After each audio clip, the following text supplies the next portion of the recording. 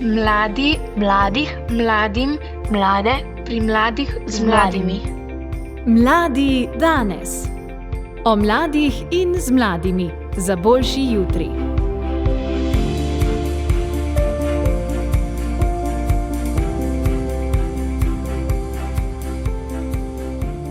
Pozdravljeni v 4. epizodi podcasta Mladi danes. Z menoj z veseljem pozdravljam prijateljico, sodelavko, pa tudi mentorico na kakšnih področjih, Špelo. Tako da, Špela, hvala, da si se odzvala vabilu in dobrodošla. Hvala, Benjamin, za povabilo in lep pozdrav poslušalcem. Pogovarjala se bova verjetno o malo različnih stvareh, ampak morda v tem oziru tudi najprej, da te na kratko predstavimo. Ali pa se kar sama predstaviš. Tvoja poklicna pot namreč pelje v velikem delu čez, ne v negativnem smislu, mlade. Okay. Kako si se srečevala z mladimi v bistvu od otroštva naprej? Od otroštva naprej? Mislim, jaz sem lavaški otrok in sem večino svojih popoldnevov pač preživljala na ulici, v gozdu, ob reki. Starši niso bili tako helikopterski kot danes in nekako v poletnih mesecih, ko se je naredil mrak, so se začele mame dreti z balkonov po imenih Špela, večerja, Miha, večerja in tako. In pač lahko rečem, da sem zelo aktivno preživljala svoje otroštvo, mladost tudi, poj naprej v Želimljah. Tako da tudi tam kot dijakinja sem bila med mladimi, sem bila s svojimi vrstniki. Ena taka mogoče zanimivost, ki je bila meni takrat že malo kot en algoreč grm, recimo, ali pa znamenje, da sem za ljudi ustvarjena, je to, da nekako je bila moja soba vedno polna enih sošolk s težavami in s problemi in nisem vedela, kaj je tisto, kar vleče ljudi k meni, da pač mi morajo povedati vso gnojnico, ki jo imajo. Tako da že takrat sem malo to urejala, pa tudi znotraj družine nekako vidno te spore med brati in sestrami, se ne vem, če ti odgovarjam na vprašanje, ampak nekako sem bila vedno za ljudmi in tako, no. Kar pa ne pomeni, da nisem znala biti tudi sama, no. Ampak zagotovo se mi zdi, da odgovarjaš, ker je to ena taka dobra podlaga za naprej, ker v nadaljevanju si šla študirati socialno pedagogiko. In verjetno so bili tukaj neki vzgibi tudi v tem. Zagotovo. Oče si sicer želel, da bi bila pravnica ali pa ekonomistka, ker bi mu prav prišlo to v podjetju, tako da sem ga razočarala in sem šla študirati socialno pedagogiko. Takrat jaz pač nisem naravoslovka, to je prva stvar, tako da je odpadla cela mreža faksov iz tega vidika in videla sem, da hočem delati z ljudmi iz obrobja, z drugačnimi, ljudje, ki imajo težave čistko na področju telesa, okvar ali pa tako, da to me ni klicalo, bolj res ta čustvena in vedenjska problematika. Imela sem neko idejo, že kot otrok, da jaz bom pa z zaporniki delala. Tako da že takrat sem k Friškovcu hodila k temu duhovniku. Zaporniškemu duhovniku takrat. Tako. Ampak takoj, ko sem prestopila vrata zapora. Si videla, da to ni kraj zate? Ne, mislim, da ne. Ja, videla sem, da starostniki tudi ne bi delala. Moja pot poklicna me je najprej vodila v Višnjo Goro, in to je fajn, da omenim, ker sem delala najprej kot animatorka na področju umetnosti, glasbe in športa. Tako da sem z mladimi preživljala prosti čas in delala to, kar socialni pedagog dela, v smislu iskala močne področje in poskušala polnomočiti mlade. Potem pa, ker je bilo malo kadra, sem kar naenkrat bila še nočna vzgojiteljica in še redna vzgojiteljica in na koncu sem bila vse. Ampak to področje me zelo zanima in me zelo žgalo, ampak vedela sem, da če želim živeti tudi poslanstvo žene in matere, da v 25-26 letih tega preprosto nisem mogla handlati, zato sem bila tako hvaležna, da me je tam enega, ne vem, kaj je bil marca, april leta 2008 poklical ravnatelj Peter Polc in mi dal na razpolago Špela, živijo. Predstavljajte si, v ozadju so ti moji vedenci z Višnje Gore kričali, zbijali po vratih, jaz sem se zadrla, tišina, jaz sem tlele en pogovor. In ravnatelj je rekel, slišim, da imaš pestro, bi prišla kaj mogoče v Želimlje, ti dam na razpolago, a bi bila v šoli kot svetovalna ali pa v dijaškem domu kot vzgojiteljica. In v bistvu od tistega pogovora naprej, od oktobra 2008 sem jaz v Želimljah, in delam z mladimi. In si v bistvu v skoraj vsakodnevnem stiku z njimi. In tukaj verjetno tudi spoznavaš že z enega določenega področja, ker si rekla, da te spremlja že od mladostniških let naprej. Z tega področja izzivov, problemov, čustvenih težav. Je to tisto, kar je predvsem velik del tvoje zaposlitve zdaj? Jaz bi rekla, da to, kar si naštel, hkrati pa sem še vedno pod vtisom dneva odprtih vrat, kjer sem delala z dijaki v pozitivno, ne spet z nadarjenimi, ampak jaz mislim, da je vsak nadarjen na nekem področju in mene je to čist me napolnjuje, da lahko kot svetovalna delavka recimo tudi režiram določene stvari, sestavljam bende, težim za plesne točke, pišem skupaj scenarij z dijakinjami, oder mi je blizu, Tako da seveda je tudi veliko problematike v svetovalni, mi je pa prav, da se vzamemo čas tudi za tiste, ki pa velikrat nažalost v šolskem prostoru nimajo, ker niso problematični, pa ker ne izstopajo, se z njim premalo ukvarjamo, sami od sebe se pa ne bojo kar premaknili, in se mi zdi, delam z enimi in z drugimi. Zelo mi je dragoceno to, ko si rekla, da je vsak na nek način nadarjen, talentiran.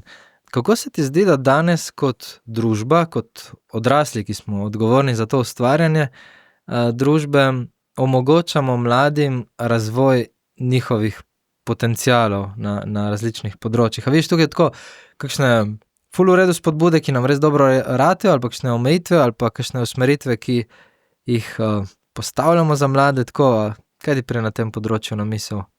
Mislim, recimo v svetovalni službi delamo individualizirane načrte za otroke, ki imajo odločbo pa posebne potrebe, pa tako, tam se v načrtu dela seveda, kako premostiti in prilagoditi učni program, zato da gre čez, hkrati pa vedno me tako malo debelo pogledajo, ko rečem, kaj pa močno področje, kaj boš pa razvijal, kaj si boš pa v dijaškem domu vzel za interesno dejavnost, je pa tako, o tem pa nisem razmišljal. Tako, Pravi, velik del fokusa je na tisti bolj negativni strani. Prilagoditve, zelo veliko je tega, bogi, podaljšan čas.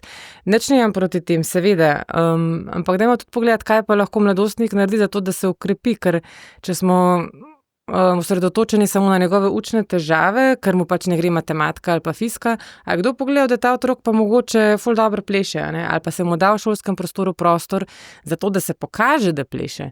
Tako da tukaj vidim tudi svojo vlogo, jaz kar nekako skeniram prve letnike, ko pridejo na vpis, je to moje eno od vprašanj, seveda vprašam, imate kakšne zdravstvene težave, kaj kar bi mogli vedeti, po drugi strani pa povem, kaj si v osnovni šoli obiskoval.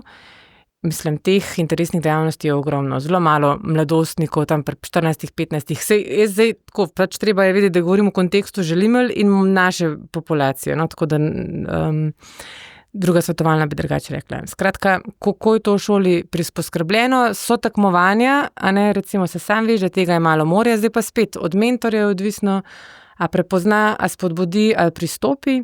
Potem, v dijaškem domu smo prišli do take eskalacije interesnih dejavnosti, da smo mogli 1 leto narediti kot rdečo nit manj je več. In mislim, da smo tudi že zdaj v šoli pri tem, da manj je več, ker potem je pa mladostnik preobremenjen, kjer spet pridemo do neke druge skrajnosti in je vse skupaj hektično in preobremenjeno.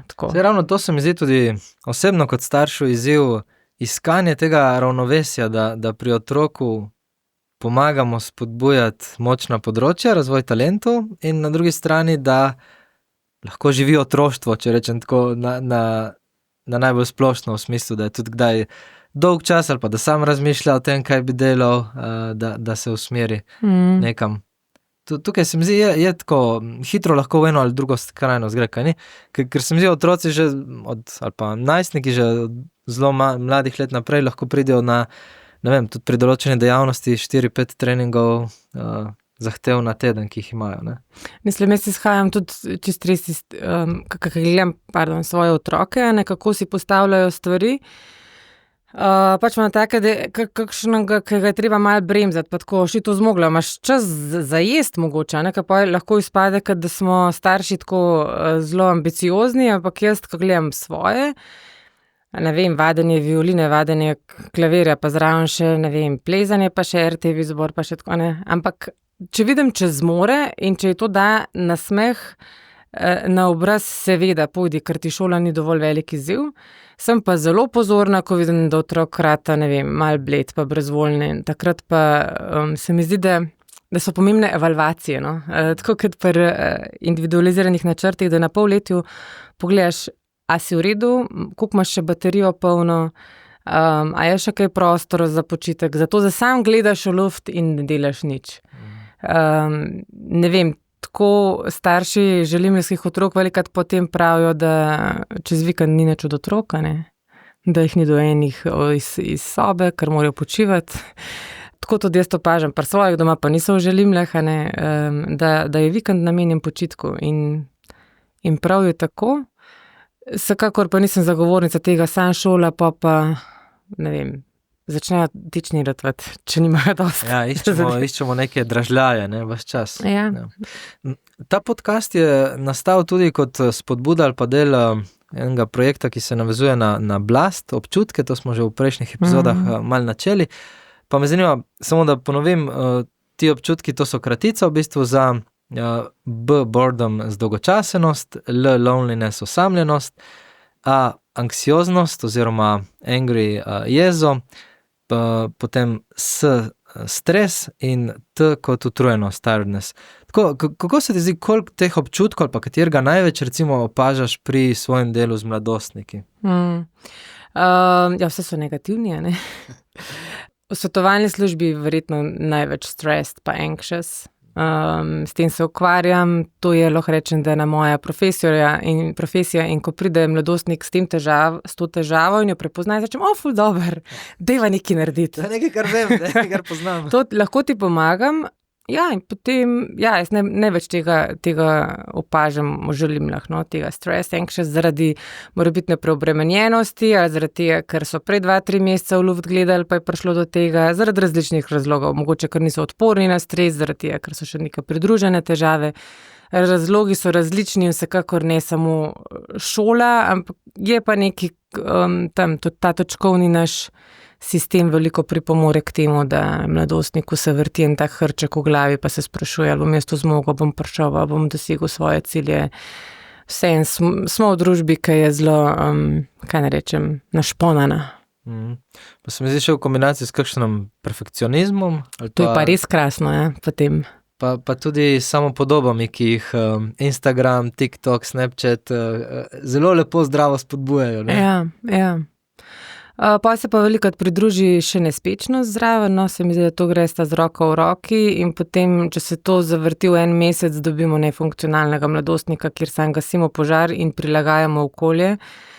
Potem pa ni časa in prostora in ja, zato, da bi jih povlekli ven ob tem, da ves čas šolsko leto teče, ne, teče, stvar se pa nabira. In tukaj pa potem lahko pride ne samo takih stanj stres pa to, ampak lahko pride do bolezenskih stanj, kjer pa že kot svetovalna delavka seveda mladostnika preusmerim kam drugam. Ni več v tvoji moči, ne? Ja. Ko govorimo o stresu pri mladostnikih, na kakšen način se soočajo oni s tem? Kaj vidiš kot, ne vem, njihove načine, s katerimi pridejo opremljeni ali pa neopremljeni iz osnovne šole? Ok. Zdaj to, kar bom naštela, ne pomeni, da zdaj se vsi tako, ampak kar opažam, je. Zdaj imamo slavni ChatGPT, jaz sploh ne rabimo več svetovalnih delavcev, ko imamo ChatGPT, ker ti napišeš, kdo si, pa ti pove, kaj bo šel naprej na faks, malo se hecam, ampak zagotovo tudi to orodje uporabljajo in ChatGPT lepo našteje alinejce. Potem recimo, mladi so postali sami svoji zdravniki. Ne spim, imam težave s spanjem zaradi testov, se pravi, šola je kriva, nekje sem prebral, videl ali pa kar moj sošolc jemlje melatonin, sicer njemu ga je zdravnik predpisal in mu dal jasno navodilo, ampak jaz sem tudi tako, imam enake težave in se samo dozirajo, recimo. Spet, dragi poslušalci, to je govorimo 1, 2, 3, ne govorim 50, 100. Potem, težko se skoncentriram, pa jutri pišem test, pa moj sošolc ima ADHD, pa tisto res prav, da deluje neka tableta, ne pa mogoče nek sošolc tisto neha jemati, pa proba. To zdaj, ja. Potem sledenje IG influencerjem sem si tukaj napisala, ker recimo promovirajo ashwagando. In pride mladostnik, zdaj sem pa jaz odkril, da ashwaganda, veš, pila, to je naravno, to je super, to deluje, to super, a ne. In pa je seveda mene tudi ti mladostniki izobrazijo, grem jaz pogooglati, ko je to za nareč, a ne. To bo ziher zdaj rešila stvar, ampak probajo ashwagando, pa so problemi še vedno isti. Seveda imamo tudi take, ki mislijo, da bo molitev vse rešila, a ne bom šel v kapelo, pa zvečer pa bo vse v redu. Pustimo to, da je mogoče se niti mladostnik ni usedel za knjigo. Pride tudi do rezanja, seveda, tudi tukaj mislim, da imajo internetni ponudniki zelo velik vpliv na to, ali pa ustvari se neka snežna kepa, se dovolj, če sta 1-2 takih dijakov, dijakinj, pa se potem to nekako, v Višnji Gori smo temu rekli šola kriminala, čeprav to ni kriminalno, ampak se naredi ena snežna kepa in to rata must be. Da ne govorim o času korone, ko zdravniki niso bili prisotni, čisto v fizični obliki, in je bil dovolj telefonski klic mladostnika, da je v stiski, da je tesnoben, in so hitro dobili Helix, hitro so dobili Zoloft. To je meni res kriminal. Ja, mladi iščejo izhod in seveda, če mi z njimi nimamo stika, če oni ob nas niso varni, se ne počutijo varno, in ja, marsikdo si ne upa priti seveda do svetovalnega delavca ali pa do vzgojitelja, ker kaj si bo pa mislil, na velike sramu zraven, potem seveda iščejo odgovore zunaj in tudi jaz bi jih iskala. Samo, ko sem bila stara jaz 15 let, sem šla v knjižnico pa pogledala, pa predvsem se pa pogovarjala, ne vem, imela sem eno prijateljico in so bile drugi neko, kaj ne rečem, spremljevalki. Ja, tako da tukaj splet vidim kot negativen dejavnik, seveda pa to je pač ena plat. Potem imaš pa mladostnike, ki rečejo, pridejo na pogovor, povejo, da imajo problem, povejo, da jih je strah in prosijo za pomoč, pomaga mi. Tukaj pa jaz ne vem, zdaj, kaj o tem povem ali ne. Ja, lahko, če si začela. Tako, jaz bi samo en komentar dal, da mi je bilo zanimivo poslušati. Se mi zdi, da so ti načini iskanja rešitev, ki si jih izpostavlja, velikokrat zelo enostranski. Se mi zdi tako, ker apliciram nase nekaj, kar dela nekdo drug. Brez da bi se ful poglobil v celostno sliko njega ali pa sebe. Ali pa recimo sledim nekemu influencerju in vzamem to, kar je rekel za suho zlato, ne? Pa ne poznam celega konteksta vsega, kar je v ozadju, ker ravno tekom odnosa, ko si govorila o tej prijateljici, se mi zdi, da vedno se odkrivajo pol še področja, druge perspektive, ki nam lahko vključijo kakšen alarm, da kritično razmišljajo, pa pomagajo, da vidimo situacijo bolj celostno. Danes se mi zdi tako res hitro, pa si tudi odrasli verjetno kot družba smo naravnani k kakšnim instant rešitvam ali pa hitremu iskanju tega, to pa je ta sveti gral, ki bo rešil situacijo. Ja, mislim, jaz bi rekla, da kakšni, ki so ful brihtni, tudi marsikaj preberejo, cele knjige, mislim, tudi te samopomočne knjige, a ne, so in pa bralniki, pa podcasti, no tega nisem imela, mladi, tudi ful podcaste so zdaj začeli poslušati. Tako da ne bom rekla, da sam vidijo pa grejo v akcijo, ampak ko pridejo kdaj kakšni na pogovor, mene dobijo čisto nepripravljena, ker pojma nimam v kakšnih stvareh. Ashwagandha. Ja, recimo, ampak tako, jaz sem res ena zarustana stara mama, ker pojma nimam. Včeraj mi je en rekel, a veš, Špela, en mi je snapno, se veš, kaj to pomeni snapno, toliko stara pa še nisem, no, ampak ja, v kakšnih stvareh me tudi ti mladi izobrazijo in potem grem prebrati, dobro, tudi doma imam 3 najstnike, mi marsikaj povejo, noro, jaz ne bi bila zelo mladostnik, no, čisto ko povem, če pogledam za nazaj, mi je bila tista prijateljica čisto dovolj. Ampak je pa res, da okolje za mladostnike ustvarjamo odrasli, starejši, ne? Ja. Kaj hočeš zdaj tukaj, na kam hočeš zdaj napeljati? Napeljati na to, da v bistvu tudi ta dostop do družabnih omrežij, do influencerjev, do teh stvari, smo mi tisti, ki tako, ali posredno ali neposredno v bistvu smo dopustili ali pa Ja. usmerjali. Ne? Tukaj se mi zdi, da nevarno se mi zdi ta misel, mladi so danes taki. Ne? Ali pa tako. Ja. Ja, mladi so danes taki, lih za ta teden ali pa prejšnji teden me to ta misel tudi zelo ves čas spremlja. Pišuka, imamo starše, ki si ne upajo več svojemu 15-letniku vzeti telefona, zablokirati telefona, reči ne, stari imaš toliko šutov, pač nimaš. Bojijo se svojih otrok, meni je to tako čist, a je to možno? Pa zopet, da ne bo pomote, ne vsi. In ta, oprostite, vsi psihologi in terapeuti, ampak ta rahločutna vzgoja ima nekje tudi svoje meje. Mislim, rahločutna, ki rata permisivna. Tako da ja, in tukaj svetovalni delavci, šole, vzgojitelji, nimamo vzvodov, ker če nismo podprti strani staršev, ne moremo mladostnika omejiti, usmeriti. Ne vem, hitro, pač za razliko, sem že 17 let v Želimljem oziroma delam na tem področju, ampak še nikoli nisem slišala, stopila si v intimni prostor tega mladega, jaz kaj, mojega otroka. Ne? Se pravi, na nek način so postali res zaščiteni in varovani do te mere, da si jih tudi svetovalni delavci ne upamo več v bistvu usmerjati, če ni to po že skoraj podpisano, overjeno strani staršev. No? Pa zopet govorim o omejenih primerih, ampak vidim, da tega včasih ni bilo in sem zgrožena. Ja, te zdrave pameti, kar nam velikokrat manjka pod vso birokracijo in tem občutkom. Ker se mi zdi, v končni fazi s tem delamo otroku slabo, ne? Ko ne dopuščamo nekih stvari, s katerimi bi bilo dobro, da se spoprime čim prej. Lahko sam še to povem. En moj mulc, pač imajo omejeno, ta Family Link, pa ene aplikacije nisem omejila, pa je bil pač en dan, ki je bil namesto pol ure, 1 uro na aplikaciji. In pač sem šla sam pogledati in mi je rekel, mami, a mi lahko prosim omejiš? Otroci potrebujejo mejo, meni je to noro, da mi sploh reče, ne? Tako, seveda ti bom omejila, ne? Ker prepoznajo, da sami sebe ne morejo omejiti. Seveda, če bo pa starš ga omejil, seveda, da bo jezen pa besen, pa ne bo s tabo govoril, ampak se mi zdi, da kar ne zdržimo tega, da kot starši nismo zmeri sam krasni pa prijazni do svojih otrok, ampak ja.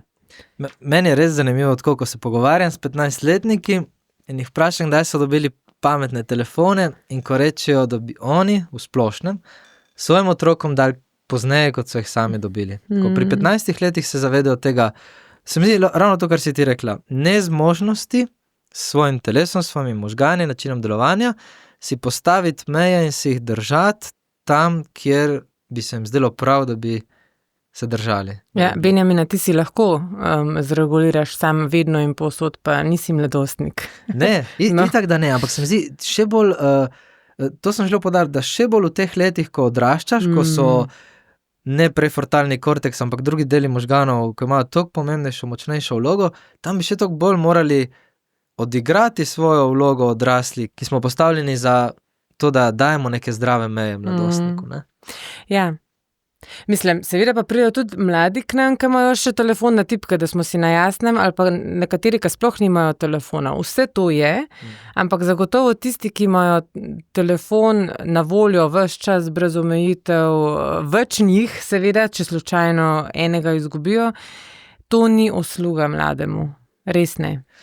Prej sem te prekinil, ko si začela govoriti o tem, ko sva se pogovarjala o stresu in o možnih poteh tudi ven iz tega in se mi zdi, da je bilo dobro slišati, ko si rekla, to je pa nekaj, kar poznam. Okay. Kaj si imela s tem v mislih? V mislih sem imela seveda metodo TRE, vaje za sproščanje stresa in napetosti, ki je pač meni zelo pomagala kot svetovalni delavki, zato da sem nekako preventivno delovala pri sebi na področju čistega dobra počutja, duševnega zdravja in preventive zoper izgorelosti. Ja, tako da se to ni edina metoda, ki jo mladim pokažem. Veliko tim je bliže vizualizacija, kjer se lahko čisto mentalno pripravijo na stres, vadijo to in ratajo bolj odporni. In za začetek velikokrat začnem v resnici z vizualizacijo, potem pa če vidim, da je odnos ok, da se počutijo varno, da bi želeli probati še kaj več, in pa predstavim to metodo, o kateri lahko tudi kaj povem, če te bo Dej, zanimalo. prosim, povej, ja, itak, zdaj nas matra firbc. Ja, TRE kot tresenje lahko rečemo, je pa to kratica za Tension, Stress and Trauma Releasing Exercises. Utemeljitelj je David Berseli. O sami metodi se lahko drugače veliko preberete tudi na spletni strani do Inštituta Integrum, ali TRE Slovenija obstaja, ali pa traumaprevention.org. Drugače pa gre za princip, princip tega, da se vsi ljudje odzivamo na dva načina v stresnih situacijah. Vsi se pokrčimo. Ja, ko se nekaj zgodi, se pravi, gre za instinktiven odziv telesa, pokrčijo se določene mišice, od nog do noter mišice, tako imenovane psoas, do čeljusti, do jezika, do vratu. In ko je stresa konc, ali pa recimo lahko rečemo tudi te travme, se stresemo. Če pomislite, če ste se že kdaj kadarkoli v življenju stresili v nekih situacijah, čisto samodejno, bodi si zaradi mrazu, vznemirjenja, strahu, treme, ni potrebno, da se vam je treslo telo, lahko se glas zatresel, lahko so bili to majhni drgetljaji. Če ste že videli kakšnega učenca, kako se mu noga premika medtem, ko piše test, ali pa vi, ko govorite, pa imate javni nastop. Skratka, gre za odziv našega živčnega sistema, da preko tresenja se pomirja, da spet pride nazaj v neko normalno stanje. Se pravi, vsi se krčimo in vsi se tresemo. Zdaj, problem je nastal v tem, da smo ta instinkt v sebi zatrli, kar seveda ni lepo za videti, čudno se počutiš, ko se trešeš, šibak si, in sploh boh ne daj, da bi te kdo v javnosti videl, da si šibak. Recimo, če pogledamo v živalski svet, je to tresenje, živali imajo vse in kaj si drugi mislijo. Tako ste zagotovo že videli kužka, kako se trese, ptič, kako prhota s krili, ko se zabije v steklo in tako naprej. Da skrajšam. Pri treju gre za to, da s preprostimi vajami v telesu zopet zbudimo ta instinkt tresenja, ki zaključi beg in boj. Se poznate ta stopnje stresa, prizemljenost, potem gremo v beg, gremo v boj, ko pa nismo več, se ne moramo ne več bojevati in ne bežati, pa zamrznemo. In to tresenje nam pomaga priti nazaj na zeleno vejo, jaz temu rečem. S to razliko, da imamo nad tresenjem kontrolo. Takrat, ko vas je bilo strah, pa ste imeli govorni nastop, pa ste pisali test, pa zablokirali, niste imeli kontrole nad telesom, še manj nad dihanjem, še manj nad potenjem. Tukaj gre pa v bistvu za tak trening živčnega sistema, kjer lahko pustimo telesu oziroma nevrogenemu tresenju, temu rečemo. Tresenju, ki izhaja iz področja možganov, ki je odgovorno za stresni odziv, da ga zreguliramo. Ne gre za enako tresenje kot takrat, ko delate plank, pa se mišice tresejo, ker so šibke, ampak gre za odziv živčnega sistema. Torej, predstavljate se, da ko to aktivirate, ta signal, ta impuls, instinktivni, da išče v vašem telesu, mislih in na čustvenem področju, se pravi metoda je celostna, išče vaše pokrčitve, išče vaše vzorce odziva na stres, ali je to, migrene, ali to zelo pogosto srečujem pri mladih, želodec jih boli, na veci jih pritisne, kaj je še, pri odraslih pa boleč hrbet, hernije, da ne govorim. In vse to tresenje najde. In želi vas zaključiti ali pozdraviti na tak način, da zmehča vezivno tkivo, ki obdaja vašo mišico. V glavnem, lahko bi o tem govorila 2 uri. Jaz z mladimi delam tako res zelo, zdaj, ko sem pa šla s porodniške, sem šele z eno punco delala, tako da ne delam tega zelo masovno. Je pa potrebno več srečanj, zaradi tega, ker telo vsakič nekako drugače pokaže in pač potrebno se metode naučiti, ne samo vaje. Vaje so enostavne in lahko jih dela 5-letni otrok, to ni problema. Bolj izzivno je naučiti mladostnike do te točke, da se znajo zregulirati. To je pa tisto, kar sva govorili. Samoregulacija. Samoregulacija, to je pa tisto, kdaj se ustavim. tresenje lahko priklopimo in se lahko tresemo 1 uro, vendar je lahko tega preveč in je lahko kontraefekt, ker naši možgani tega ne morejo vsega, mi rečemo, integrirati, sestaviti. Zato je zelo pomembno ta proces, da še to povem preprosto, da učim mlade, ki je za njih 5 do 7 na lestvici do 10. Zdaj ta 5 do 7 je lahko mišična napetost, moj občutek, moja odziv na stres, karkoli. In tako, kot se ti in jaz učiva, ki je za naju 5 do 7 v tem današnjem dnevu, tako je to en tak proces, ki ga ni konca. No? Ful hvala, ful zanimivo. Se mi zdi, take konkretne spodbude so nekaj, kar nam kažejo, kako lahko tudi mladinski delavci, odrasli, tisti, ki smo v stiku z mladimi, iščemo vseeno neko upanje za naprej, ker drugače hitro se mi zdi, lahko zapademo v neko jamranje in bolj pasivizacijo ali pa samo enostranski pogled na to področje.